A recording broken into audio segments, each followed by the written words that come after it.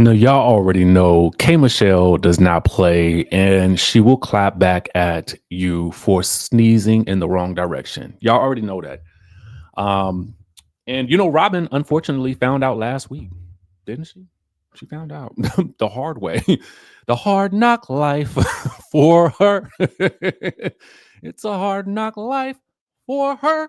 So last week, Robyn and Giselle were on their Reasonably Shady podcast.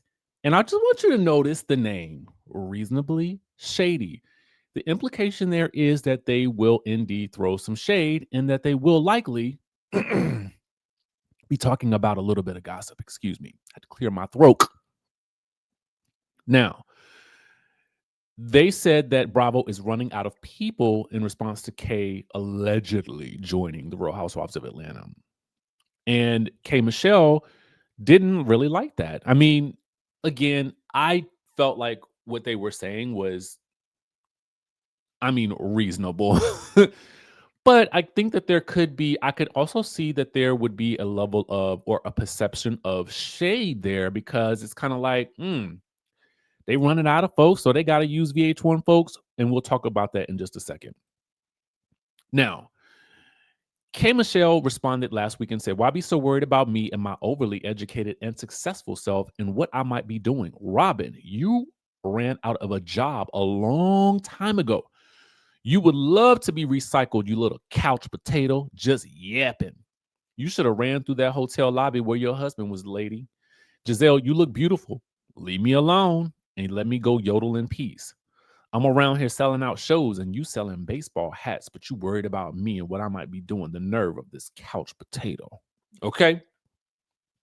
So Giselle and Robyn commented on, I'm assuming, this week's episode of Reasonably Shady, or maybe they did a special episode. I don't know because I don't listen to their podcast on like that on the regular, but I do give them props for staying consistent. I do love that. I just feel like I love it when, again, a reality TV star remains consistent about what they are doing. So I would assume that they're probably making a good little chunk of change over there on the iHeart.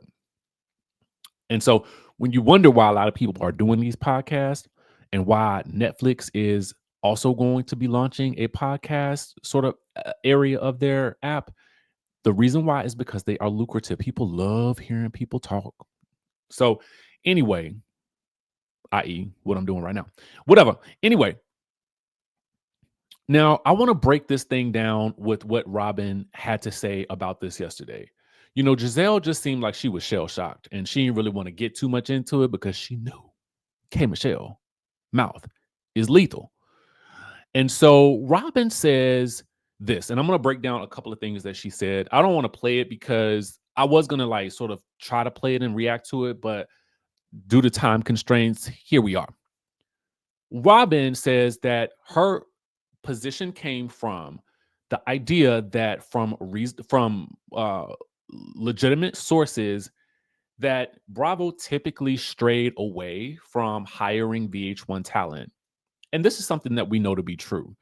And I understand it because it's kind of like they have their own brand, VH1 has their own brand. Why cross pollinate? But as I've often said, when you look at the history of K Michelle, she left that show, then she moved on. She did some stuff with Lifetime, and then she did Queen's Court with Peacock, which also aired on Bravo. So she's technically now a part of the NBC Universal family by way of Peacock, right? So she got her entryway in through that. So now it does open up the floor. Same thing with Tammy Rivera, who is rumored to be making some appearances on this season's Real Housewives of Atlanta as well. Tammy did this show where Eva and Nivea and her all went to um, Vietnam. So if you haven't seen that, it's on Peacock right now. You can go watch it. It's like only 3 episodes. So good, right? So they have the relationship there. And I'm assuming because, like Beverly Hills, Atlanta leans heavily into A, the entertainment industry, B, the music industry, specifically for Atlanta, right? And because Atlanta and Beverly Hills, i.e., Los Angeles are both entertainment hubs, it really makes a lot of sense to have those types of women on the cast at this day and time because that seems to be the precedent that they've started, right? So at some point, you were probably going to run into some level of cross pollination, right? But I do see what Robyn is saying. The other thing that Robyn says in this is that when talked about the reference that K Michelle made to you should have been chasing your husband in that hotel. Robyn says, "Well, I mean, everybody has drama with they man." And to that I say, true. I don't necessarily know.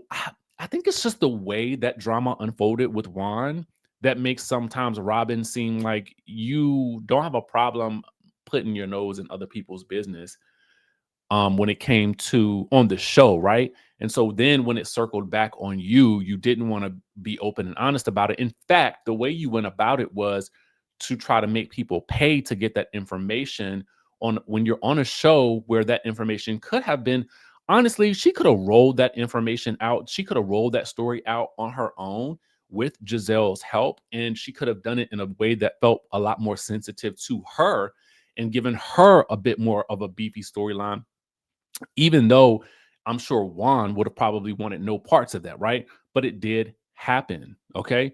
Otherwise, just ignore the situation and don't say nothing about it. That would have been the best bet. But whatever, I digress because I don't want to go backwards. So the other thing that she says is, I don't care. If you call me a couch potato, I love my couch, and I don't care if K Michelle calls me a couch potato. I don't care. I don't care. I don't care. It don't hurt my feelings. Okay, here's the thing. I mean, a part of me wants to say, well, maybe you do care because you're talking about it this week. But she did apologize because she said that her comments were not meant to be offensive. And I do believe that, right? I do believe that she wasn't trying to be offensive or necessarily shade K Michelle. Although on the podcast, you're on a podcast called Reasonably Shady. So there's going to be some shade thrown. But what she says next is the part that I feel like I take issue with. Because what she says is that I don't know if she called it clickbaiting or something like that. But a lot of times now people will rage bait on social media, right? They will post like the most, outrageous clips to get people to react and respond. And that is a thing right now, right?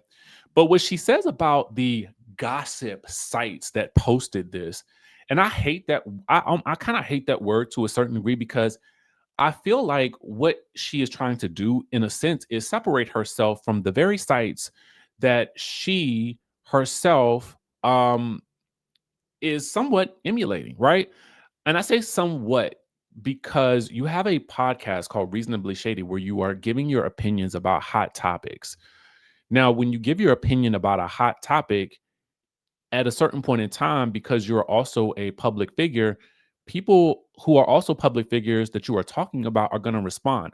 So for me, I feel like the very thing that you're saying is this, and I feel like it actually there's a part of me that feels like when you say that the gossip sites are going to just post and make the headline out of the most clickbaity thing that they can find in your interview or in your statement. Well, here's the thing. Yes, they're going to find the headline and they're going to post what you said. Now, again, I didn't feel like what you said was all that bad, but maybe K Michelle did, right? Granted, Giselle says that she felt like the punishment didn't fit the crime. I just don't like the fact that I feel like Robyn is trying to separate herself from the gossip blogs when you yourself have a podcast where you are talking about some of the same things that these gossip blogs post about. In fact, I would even wager to think that some of your stories, and maybe I don't know because I'm not listening, but I would just take a guess. Maybe that some of these same stories that you're talking about, you guys have seen on some of these gossip blogs that you are saying are only posting things to incite people to be upset or angry. And while some may do that, right? Let's just get into it. You also, at that point, reduce K Michelle to someone who is just simply reacting to the bait that they are putting out there, and unless that she is and her educated self is actually listening to what you're saying, processing it, and having her own feelings about it because they actually posted what you said. So I think that you almost diminish K Michelle's intelligence by saying that, oh, the gossip blog posted the bait. K Michelle took the bait, didn't really listen to what I said, and then overreacted to it based on the bait. And I just feel like that diminishes K Michelle's intelligence. And how do you know she just didn't like what you said? Because it's not like they posted the headline out of context with no clip. They posted your clip and what you said, right? Now, granted, I could think that what you said was pretty benign, but maybe K Michelle don't feel that way. What y'all think? I mean, there are a couple of people that posted and commented and said, I'm with K because, like you said, your podcast is to throw shade, and K gonna throw it right back every single time. We know this. And now Robyn knows. Someone else says, my thing is Robyn always has something to say about somebody else, but let them bring up her and Juan's relationship and see if she don't get to hamming and hawing and stuttering. Someone else says K Michelle had every right to respond the way that she did.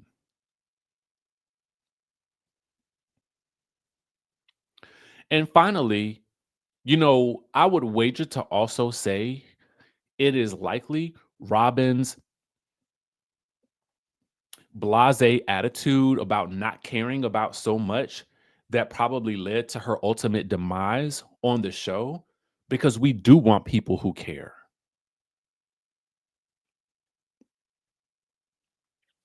And as her tagline stated, when I knew this was going to be her last season, as soon as I heard that tagline, if you don't care, why should I care? Why should I? So maybe you should start caring just a bit more.